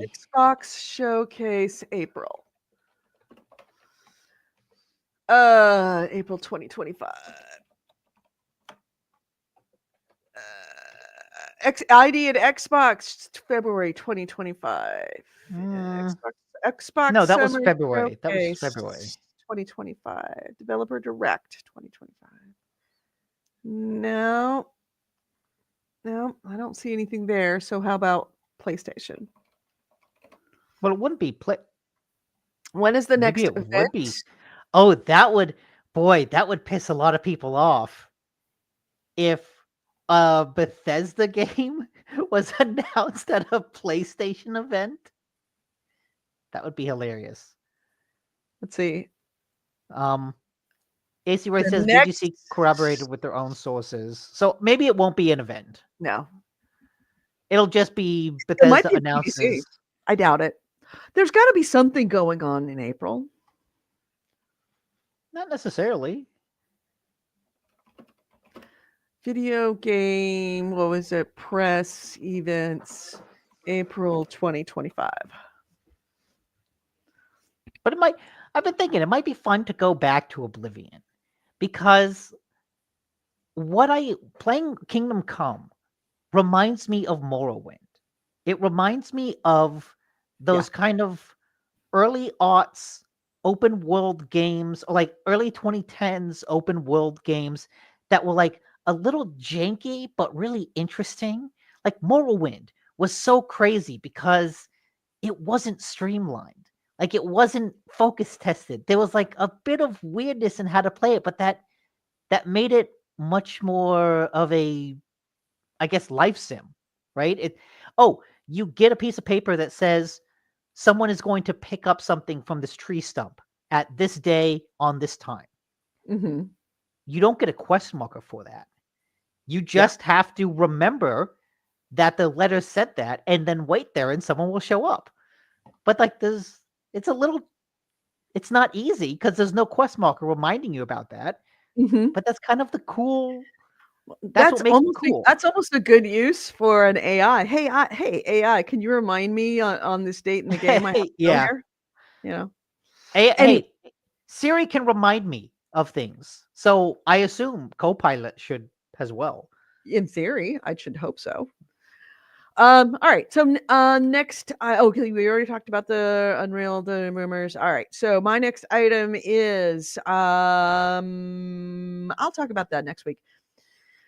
So remember that we were talking about how there was rumors, talk, suspicions that Ubisoft might be for sale and looking at Tencent, and they were talking about possibly getting together and doing something together, and like, because Tencent does own 9.99% of Ubisoft. It must be something at 10% that they're it confers some kind of like Yeah, privilege. some sort of voting power. Maybe, I don't know. But anyway, there was some talk that there was something going on with Ubisoft and money and Tencent, of which Ubisoft has none and Tencent has much. Well, it turns out that it probably not Ubisoft selling or giving a portion of itself to another company for a price. It would be more like it's selling its IPs, but sort of not. They're apparently looking for, how did they describe it? They are looking for some financial backers for a new business entity that they are creating that is going to be making use of Ubisoft's biggest IPs, like Assassin's Creed. Now, this is information that is coming from a Bloomberg report who has very good track record with this kind of information. But they claim in the article, it was Bloomberg's Donkao Vinici-Chan and Benoit Berthollet. They wrote in this article that Ubisoft is looking for bids for this new venture, and they want to those bids to be made by the end of March. So they're looking like right now. Who wants to give us money right now for a new venture that's got all of our biggest IPs in it and going to be, quote, making use of them? It would be for a minority stake, as of course Tencent already owns 9.9% of 99% of Ubisoft, so maybe it's with Tencent.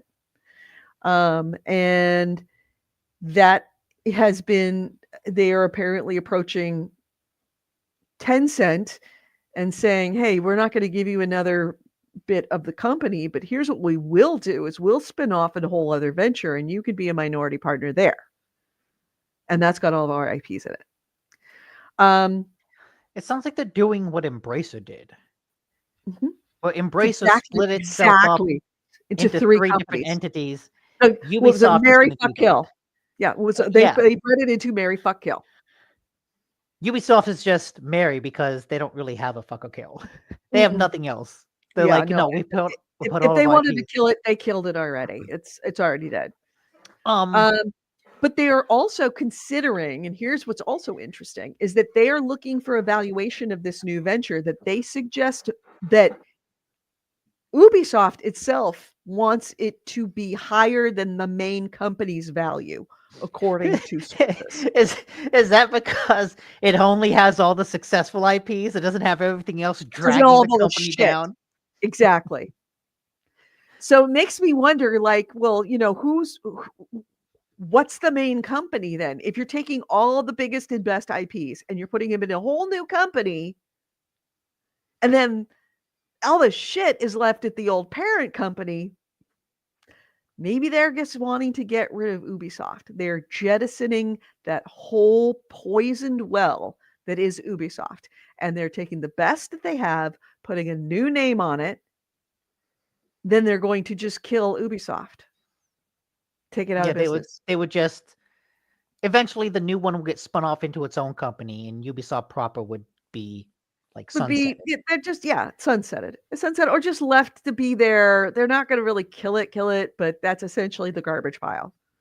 I could believe that this is Yve's chance to start over while still staying in control. Start over while still staying in control. You can have a minority partnership in just the best part of Ubisoft. Jesus Christ, the Guillemot family just sucks. They're just sucks. Except, oh man, and I say this as someone who, is looking forward to Assassin's Creed Shadows. But even all of Ubisoft's big IP has been kind of run into the ground. Like you got Shadows coming out, and that's cool. And like Assassin's Creed gets to reinvent itself a bunch. But like I don't know what Siege is doing. I guess from not From Software. What's the sword fighting game of theirs? For Honor. Your Honor. His For Honor's chugging along still. Siege apparently has like some big major update coming, but we'll see how that gets received. They kind of don't have much else. They're not doing anything with Tom Clancy or Splinter Cell or Ghost Recon or Those are the ones that would be any left of behind. those. Those Yeah, would be that's the dead wood. They can't kill them, but they can essentially send them off to Siberia. But like what? They have Tom Clancy and Assassin's Creed. Like that's it. But both of those, they kind of have just been doing the same thing with those a bunch. Right. And then there's going to be this whole new company that can just That's what I'm saying. reinvigorate the What is that new entire company? What is the new company gonna do? It's gonna give you more Assassin's Creed and more Rainbow Six. But like, if these two pillars can't support Ubisoft proper, why do you think they'll be able to support Ubisoft 2.0? I don't know. I didn't say Yves Guillemot was right. He just is clever. He's just inventive, let's just say. Very inventive. But, that is kind of a bit of a juicy thing for investors. It does have a kind of sexiness to it for investors that don't give a shit about anything and don't understand. Yeah, right. This is all just investor shell game money. That's all it is. That's what it is. Exactly what it is. Ubisoft shareholder plots protest outside Paris AQ. It accuses the company of failing to reveal discussions with Microsoft, EA, and others allegedly interested in acquiring IPs. Yeah. Also, which goes back into what I was suggesting is that Eve wants to kill Ubisoft. It wants to just let it die of neglect. And he wants to start over with a whole new company with the best and all the gold, the geese that lay the golden eggs all in one basket. Even if those geese are a little old and not laying as much as they used to, they still put out a couple of goals.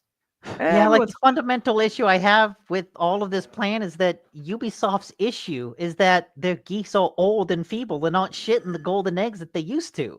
Like they haven't fostered any new geese. And that's the issue. Here's the issue. The issue isn't all of the failing titles that he seems to think is the problem. Eve, the problem is you. The problem is your company. It is not the name. It is not all the failed attempts, quote unquote failed attempts. It's not Beyond Good and Evil 2 that you refuse to put out. It's you. You're shitty at your job. You no longer can do it. And if you take it, a shit sandwich by any other name is still a shit sandwich. Stop it. I say this as someone who lost a lot of money on your stock, motherfucker. Yeah, Ubisoft has had an interesting history. Well, like recent history, because like in the 360 era, they were big. Like they were kind of the first. They hit on an open world formula that really, really worked for a long time. And they've kind of structured their entire company around that open world formula. He's got a point. There's Rayman and there's Rabbids. Rabbids makes money, dude. I like the Rabbids. I know other people like Rabbids are so annoying. I like the Rabbids. I think they were annoying, but they made money. They're minions. They're minions with big ears. Like they were minions before minions were minions. If anything, like the fact that the Rabbids are not as popular as the Minions is a failure of Ubisoft. Like you should have had a TV show of the Rabbids. Eve, we're better at your job than you are. Like, oh man, why was there not an Astrobot-esque Rabbids platforming game? Right? All of Ubisoft's IP characters, like that's what the Rabbids do.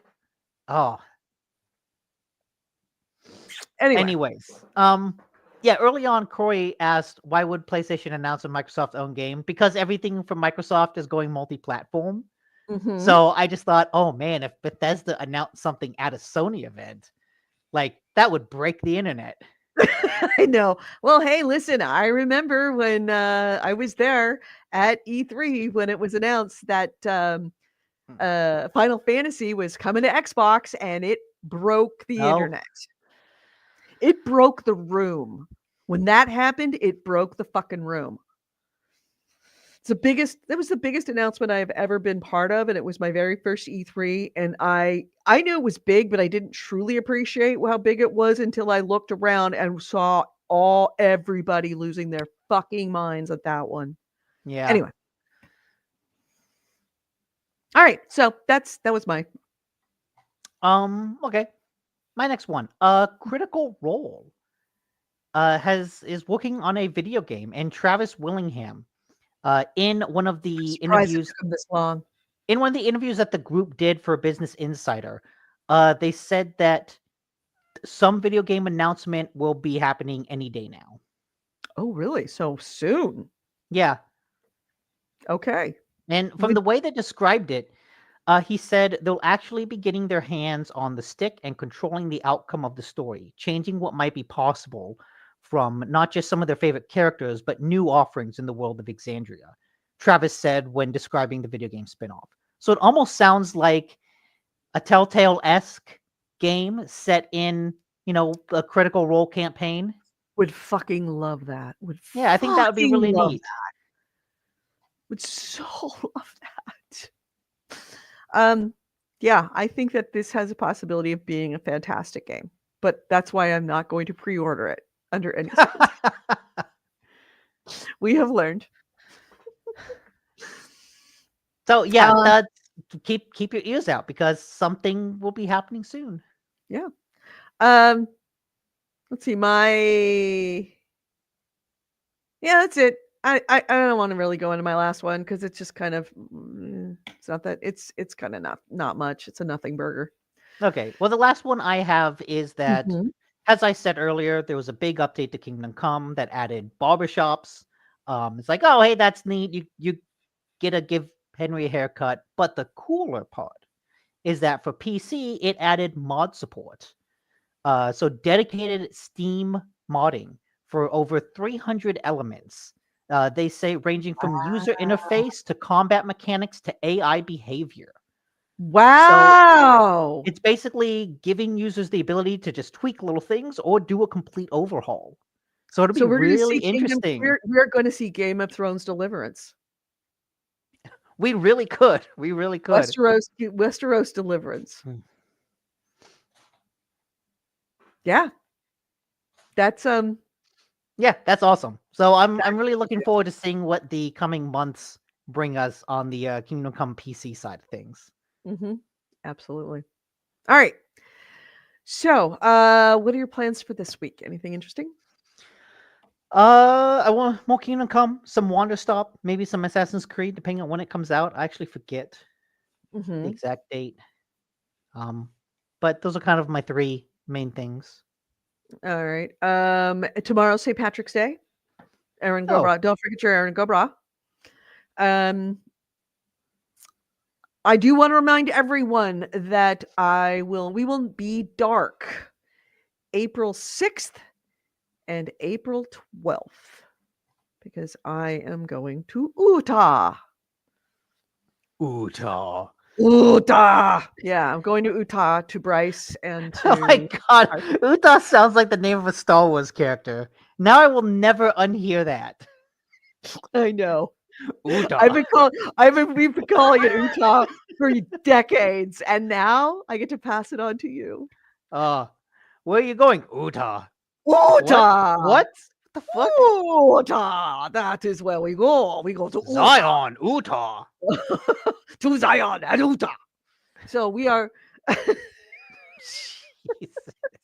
So we're going to go to Utah. I'm actually traveling with the boy and the girl child. The girl child has a volleyball tournament in Salt Lake, and it was pitched to me of how would you like to go along, and it is spring break, so why don't we go for the week and why don't we all do it? Cool. drive around. I was like, really? You want to do that. So it's happening. So I guess the secret's out of the bag. I think the girl child is now. I think I she mean, knows. at this point,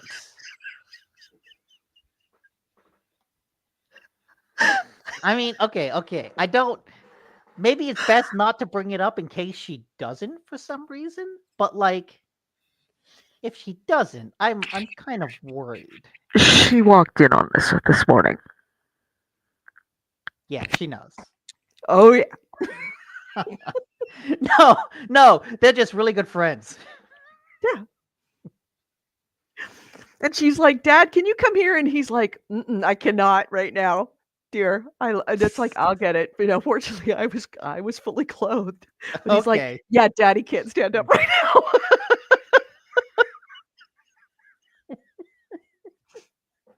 And I'm like, "Don't worry, dear. I've got it."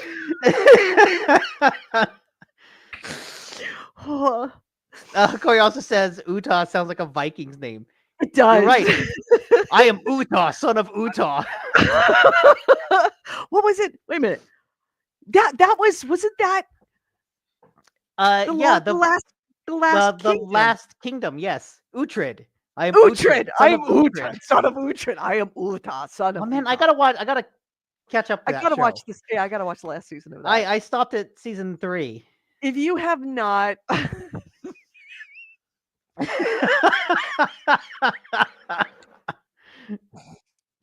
oh my god, can you see how much I'm blushing right now? No, see, this is when you gotta thank the pixelation. Oh really? You can't. I'm pixelated. Yeah, you're blurry. Okay, good, because I am super red right now.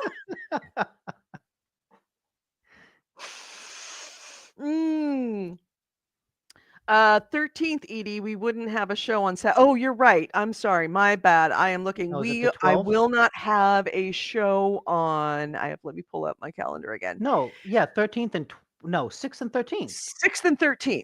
Right. Yeah, those are Sundays. Oh, no, I looked at 12th. I said 6th and 12th. It's 6th and 13th. Oh, okay. We won't have shows. So yeah, we will be our last show before we go dark is gonna be the Oh yeah, so okay, 30th. Andrew, so you missed some things. Apparently, the girl child, the daughter of the guy Edie's dating, walked in on them this morning. Edie, would you like to recount more of the specifics? Nope. Recount it, and let's just say like he couldn't get up. He's like, well, no, the problem was that he did.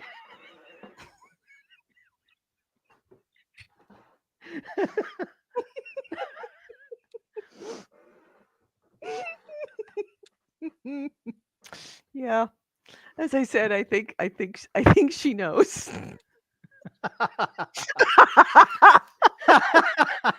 And boy, Nightbot Nightbot's on it, baby. Nightbot is on it. I'm sorry if you're listening to this the audio show. There's many funny comments coming in. Hey, Siri, please no daddy daughter role play. No, he says, please no daddy daughter role play. Please no daddy daughter role play. Please no.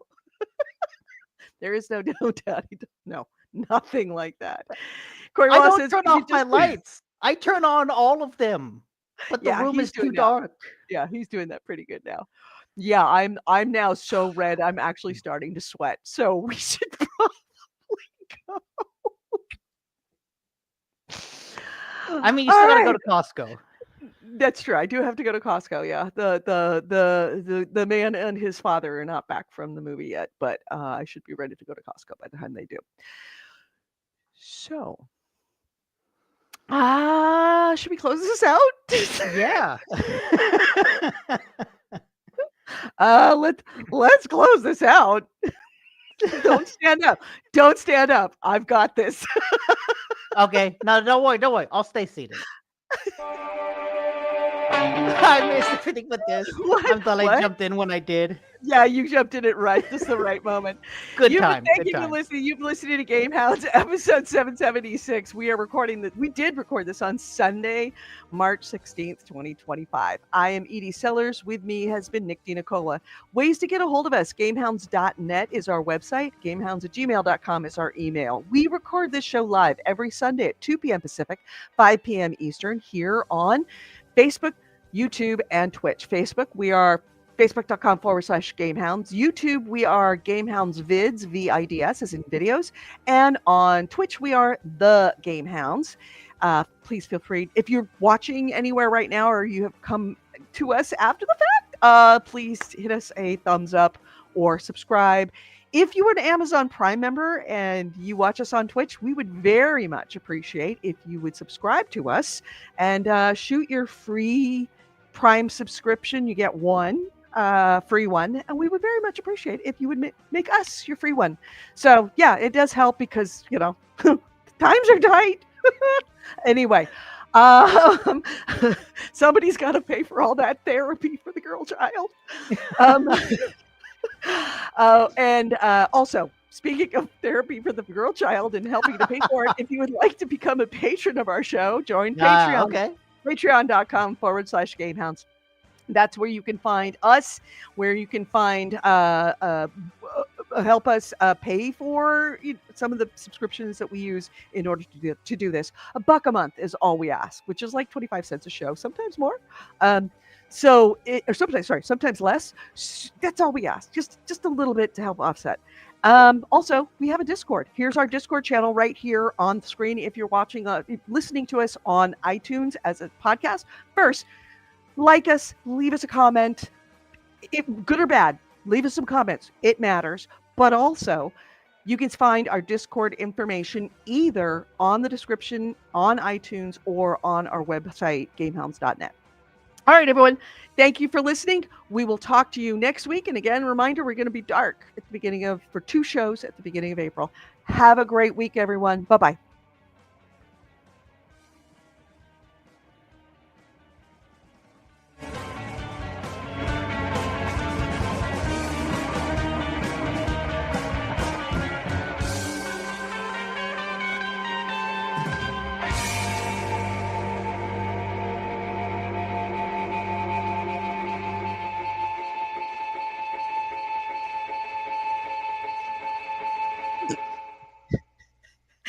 Gracia Cass says, if you join the podcast, you get to hear all of Edie's embarrassing stories. She has no filter. I do.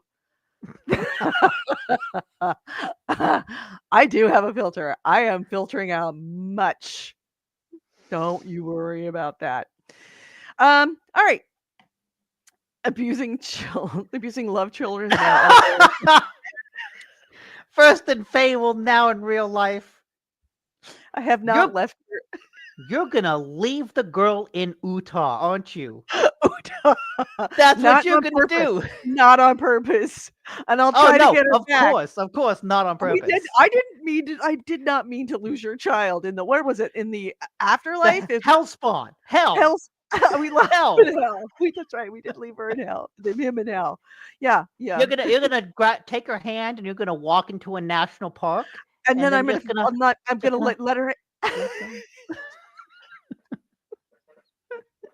I'm not leaving the child behind. Don't worry. No children left behind on this one. All right. Everyone, have a great week. I gotta go to Costco before they close. So have a great week, everyone. Bye.